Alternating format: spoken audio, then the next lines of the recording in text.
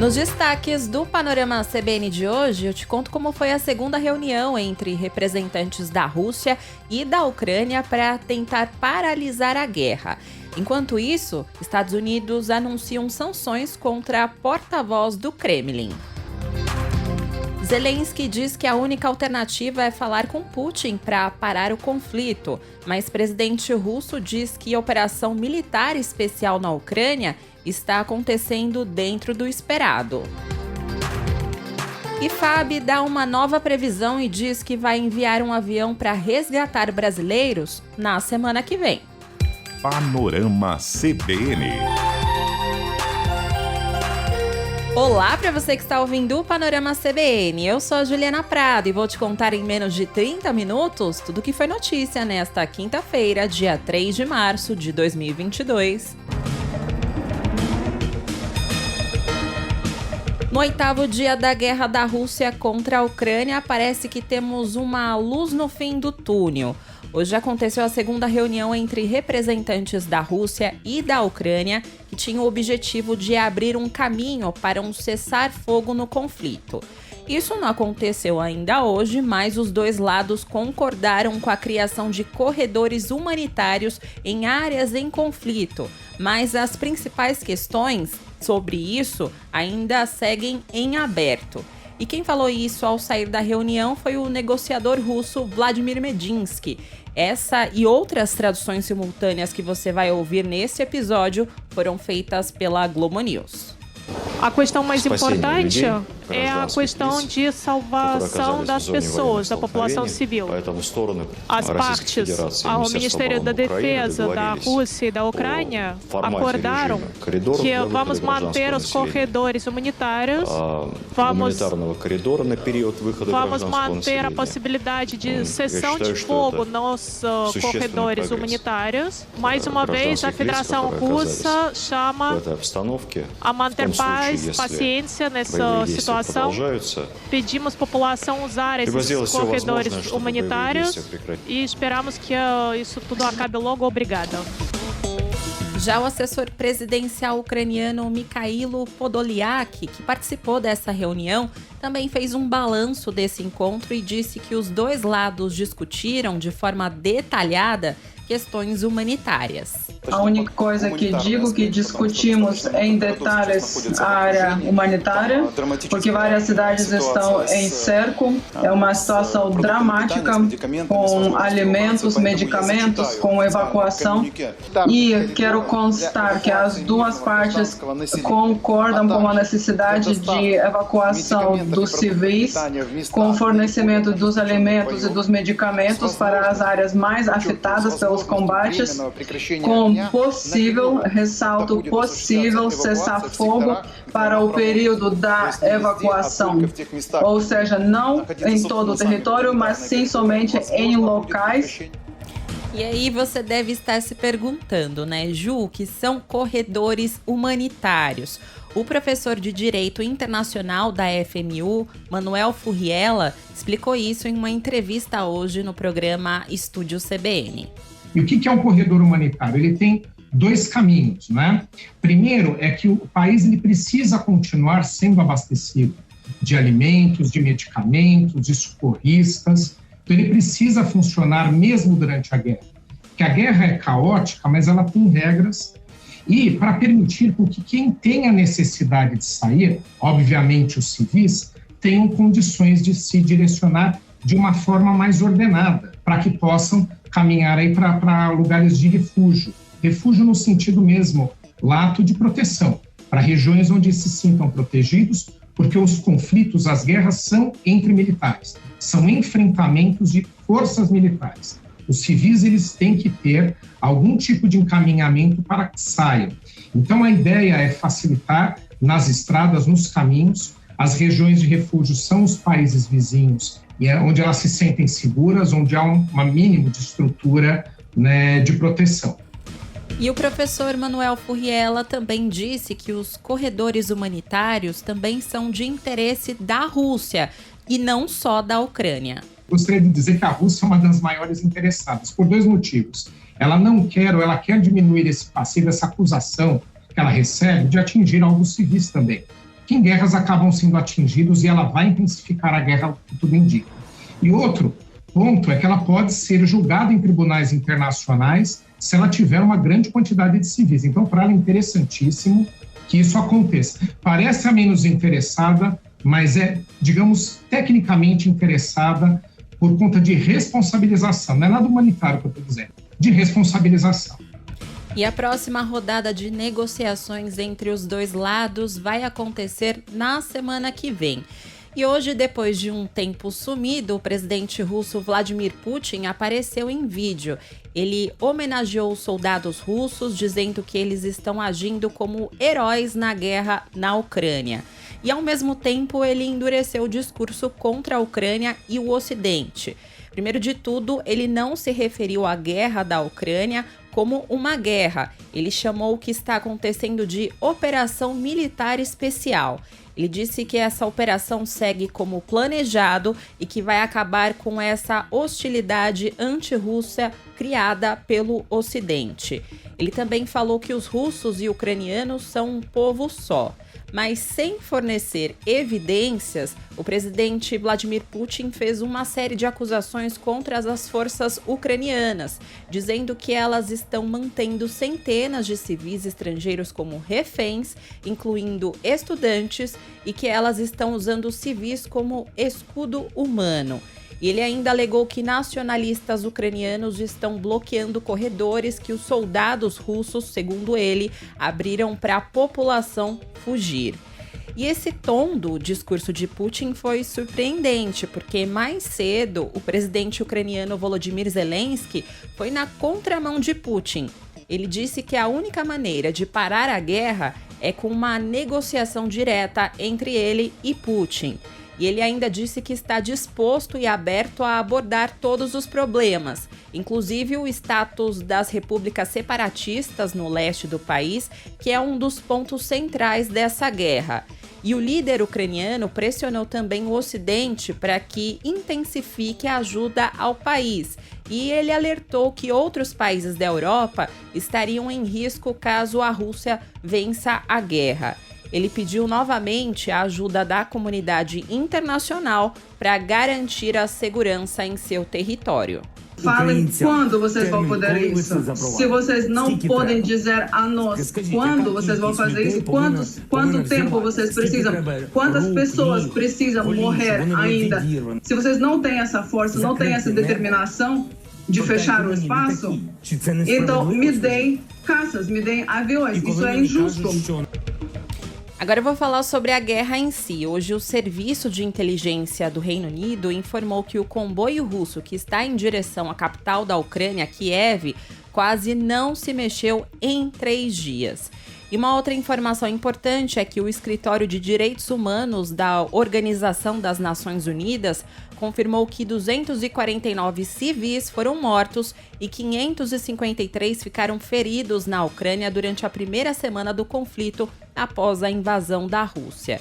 Esse número, até a meia-noite de quarta-feira, representa uma alta em relação aos 227 mortos e 525 feridos que foram informados no relatório anterior de um dia atrás. E hoje também, em entrevista coletiva, o ministro das Relações Exteriores da Rússia, Sergei Lavrov, disse que a Rússia não cogita uma guerra nuclear e que esse é um pensamento dos políticos ocidentais. E nessa mesma entrevista, uma jornalista questionou Lavrov como ele dormia à noite diante da morte de civis. Vamos ouvir esse trechinho.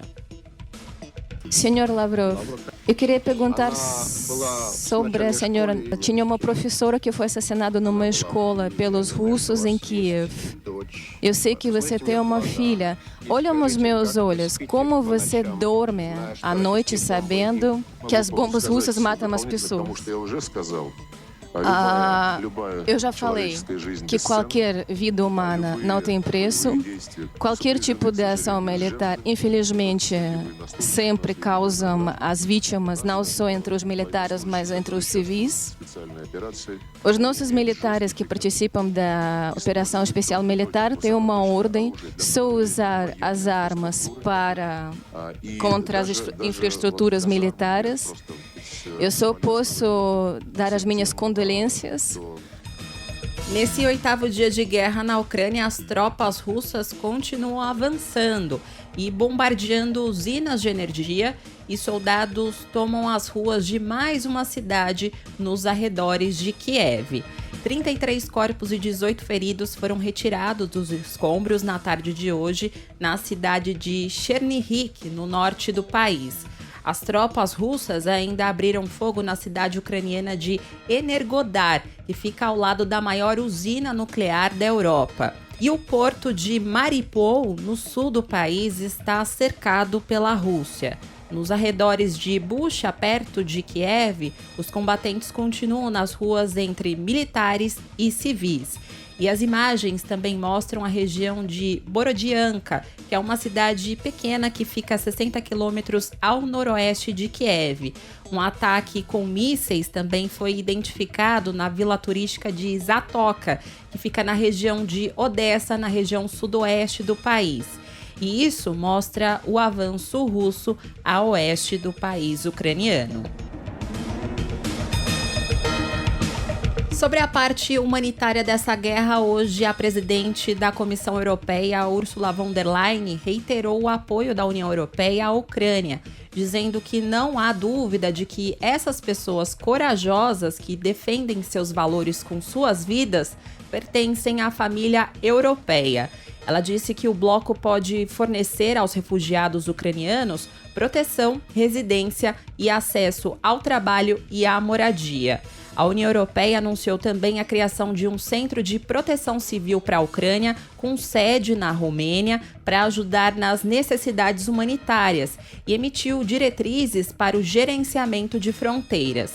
O objetivo é simplificar as formalidades na fronteira e, assim, permitir que as pessoas obtenham um abrigo mais rapidamente. E segundo dados divulgados pela ONU, mais de 1 milhão de pessoas já deixaram a Ucrânia desde o início do conflito. Enquanto isso, ainda há brasileiros por lá. A Força Aérea Brasileira, a FAB, informou hoje que vai enviar um avião militar na segunda-feira, dia 7, para buscar na Polônia brasileiros que estão deixando a Ucrânia. O Ministério da Defesa informou ainda que o avião vai levar 11 toneladas e meia de material de ajuda humanitária para a Ucrânia. E o destino final desse avião vai ser Varsóvia, que fica na capital polonesa. E após sair de Brasília, esse voo vai fazer paradas técnicas no Recife, em Cabo Verde e em Lisboa. E a previsão de chegada ao Brasil é na quinta-feira da semana que vem, dia 10. E antes desse anúncio oficial, hoje mais cedo, em entrevista ao Jornal da CBN, o coordenador da Força Tarefa de Resgate e Repatriação de Brasileiros na Ucrânia, o ministro Unaldo Eugênio Vieira de Souza, disse que pelo menos 129 pessoas entraram em contato com as embaixadas do país em Kiev e Varsóvia, e 110 manifestaram interesse em retornar ao Brasil, mas 70 não informaram onde estão. O ministro destacou que ainda há segurança para fazer os deslocamentos de trem, carro ou ônibus para deixar o território ucraniano, sobretudo pela região oeste. O transporte ferroviário no oeste da Ucrânia tem acontecido de forma regular e aparentemente em segurança. Alguns cidadãos brasileiros também estão fazendo transporte em ônibus e ou em veículos próprios. Parte dos cidadãos já atravessou a fronteira, ou estão na Polônia ou está na Moldávia. Então, assim, ainda há segurança de deslocamento por via ferroviária e rodoviária no oeste da Ucrânia. Nessa manhã, o jogador Júnior Moraes, que atua no Shakhtar Donetsk da Ucrânia, desembarcou no Aeroporto Internacional de São Paulo, em Guarulhos. Ele faz parte daquele grupo de jogadores brasileiros e familiares que estavam escondidos em um bunker de um hotel em Kiev. Eu contei isso aqui para você no Panorama CBN. E a maioria chegou ao Brasil na terça-feira. E eles contaram que Júnior foi fundamental na coordenação dos esforços para conseguir transporte e alimentação durante essa fuga. E na chegada ao Brasil, o jogador se mostrou bem aliviado. Eu só tô aliviado por estar com a minha família, abraçar eles. Desde o começo foi a única coisa que eu pensei. Era uma pressão psicológica muito grande, porque onde a gente estava era o foco, e o exército russo estava chegando cada vez mais perto, a gente não achava solução para ir embora. Então, a cada minuto era angustiante, era difícil. Tinha muito bebê, muita criança, estava todo mundo muito assustado. Júnior é brasileiro, tem 34 anos e é naturalizado ucraniano, e por isso ele corria o risco de ser convocado para lutar contra os russos. E até o momento dele cruzar a fronteira, ele não tinha certeza se ele conseguiria autorização para deixar a Ucrânia. E quando a gente começou a passar, chegar perto da fronteira, eu fiz questão de levantar e ir andando, olhar rosto por rosto, porque era importante eu ter isso dentro da minha cabeça, e era uma feição, todo mundo com uma expressão muito de ansiedade, né, tensão, só que a esperança estava no olho de todo mundo. Até meu caminho para a fronteira eu não sabia se eu ia sair ou não. No mercado financeiro, o rublo russo caiu para novos recordes de baixa em relação ao dólar e ao euro nesta quinta-feira. Isso aconteceu depois que as agências de classificação de risco, Fitch e Moody's, rebaixarem a dívida soberana da Rússia para o status especulativo ou lixo, junk em inglês. Hoje, o rublo caiu 9% em relação ao dólar e tinha uma baixa de quase 8% em relação ao euro na Bolsa de Moscou. E o rublo já perdeu cerca de 1/3 do valor em relação ao dólar desde o início do ano. E detalhando melhor para você essa história sobre as agências Fitch e Moody's, elas rebaixaram a Rússia em 6 níveis, afirmando que as sanções ocidentais colocavam em dúvida a capacidade do país de pagar o serviço da dívida e enfraquecerem a economia. A Fitch disse que o único outro precedente de um rebaixamento tão grande de uma única entidade soberana foi a Coreia do Sul em 1997. Aqui no Brasil, a Bolsa de Valores de São Paulo encerrou o pregão de hoje em alta de 0,01% aos 115.180 pontos. No mercado de câmbio, o dólar comercial fechou o dia em baixa de 1,55%, cotado a R$ 5,028.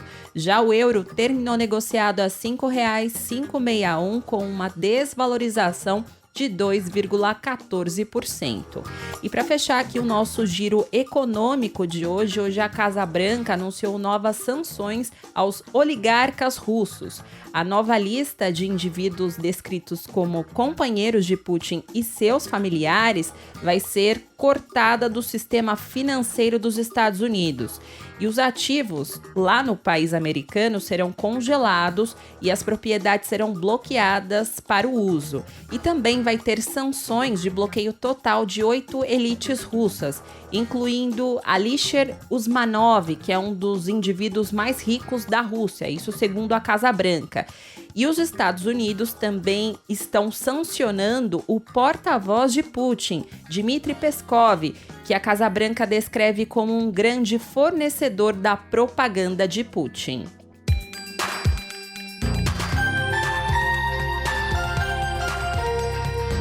Aqui no Brasil, aproveitando que eu estou falando de economia, clientes do Itaú perceberam hoje saques ou depósitos indevidos em diversas cidades do país, como São Paulo e Rio de Janeiro. É o seu caso? Depois você me conta. E a nossa reportagem encontrou várias pessoas que estavam passando por isso. O caso, por exemplo, de Alexandro Pereira da Silva, da capital paulista. Ele disse que a esposa dele fez uma transferência de R$ 220 por Pix na quarta-feira. E na manhã seguinte, o valor tinha desaparecido.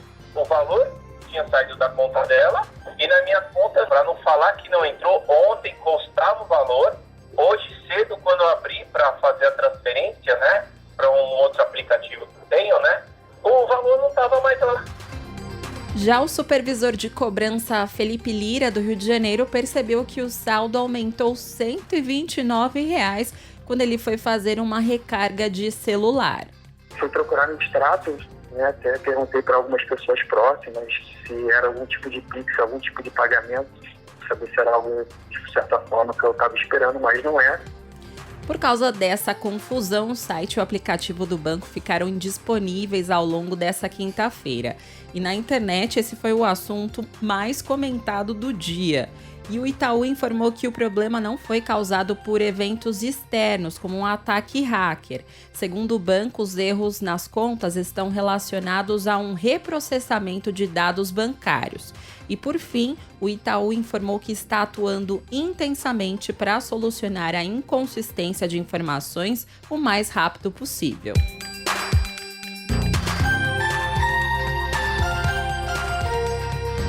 Em Brasília, a Polícia Federal abriu um inquérito para investigar as declarações falsas do presidente Jair Bolsonaro, que relacionou a vacina contra a Covid ao risco de contrair AIDS. A PF apura se Bolsonaro cometeu crimes como o de epidemia, infração de medida sanitária preventiva ou incitação ao crime. Esse inquérito contra o presidente foi aberto por uma determinação do ministro Alexandre de Moraes no final do ano passado.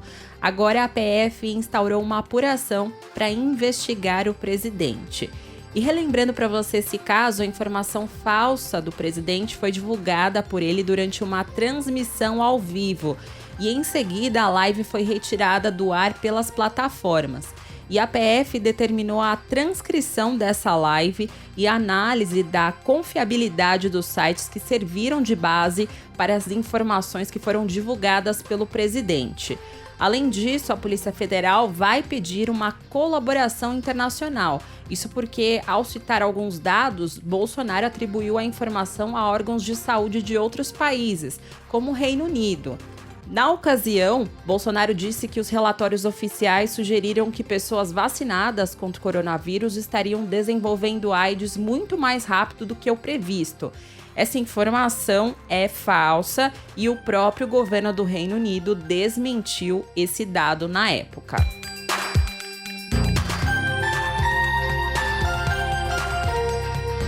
No Judiciário, o Supremo Tribunal Federal formou maioria de votos nesta quinta-feira para manter em 4 bilhões e 900 milhões de reais o chamado fundo eleitoral. Fundo eleitoral é aquela verba que vai ser usada pelos partidos políticos para financiar campanhas nas eleições desse ano. E esse valor do fundo eleitoral, proposto inicialmente pelo governo, era de 2,1 bilhões em 2022, valor próximo ao da eleição de 2018. Mas o Congresso, com apoio dos partidos da oposição e também aliados do governo, subiu esse valor para 4,9 bilhões. E depois esse valor foi sancionado pelo próprio presidente Jair Bolsonaro. E no Judiciário, a maioria dos ministros divergiu do voto do relator, o ministro André Mendonça, que havia votado para suspender esse aumento. Essa ação foi analisada pelo Supremo e questionou o aumento do fundo e foi apresentada pelo Partido Novo. A sigla defendeu que deve ser mantido o valor de 2,1 bilhões para o fundo eleitoral. E o partido disse ainda que a proposta de cálculo dos valores não apresentou uma fonte de recursos para custear a despesa bilionária prevista, o que seria inconstitucional.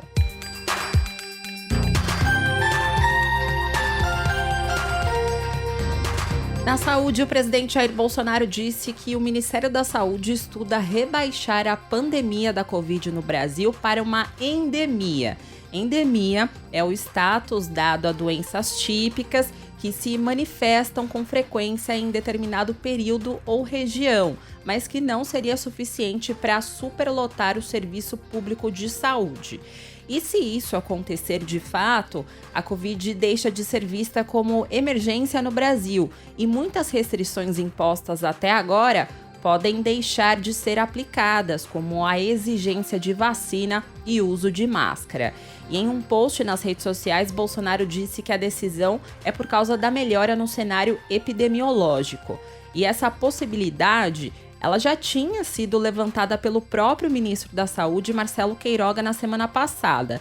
Ele disse que o governo já avaliava os dados para rebaixar a classificação da doença. E após essa declaração, especialistas afirmaram que essa decisão pode ser precipitada. E falando nisso, em São Paulo, a decisão sobre a flexibilização do uso de máscaras em locais abertos no estado de São Paulo deve ser tomada até a semana que vem, segundo o governador de São Paulo, João Dória. O martelo vai ser batido na reunião do Comitê Científico, que vai acontecer na próxima terça-feira. Já no Distrito Federal, o governador Ibanez Rocha anunciou hoje que a máscara de proteção facial vai deixar de ser obrigatória em locais abertos no Distrito Federal a partir de segunda-feira. Segundo o Ibanez, a medida ocorre devido à redução dos casos de Covid-19. Panorama CBN. Agora eu vou ficando por aqui. Muito obrigada pela companhia de hoje. O roteiro de hoje foi escrito por mim e os trabalhos técnicos são do Anderson Wendel, o Tico. E você pode me encontrar lá nas redes sociais, no @Juliana_Deprado no Twitter e no Insta é só procurar por @JulianaDeprado. E também tem o e-mail juliana.prado@cbn.com.br. E não se esqueça que amanhã tem a primeira edição do Panorama CBN com a Bianca Santos. Beijos pra você e até mais!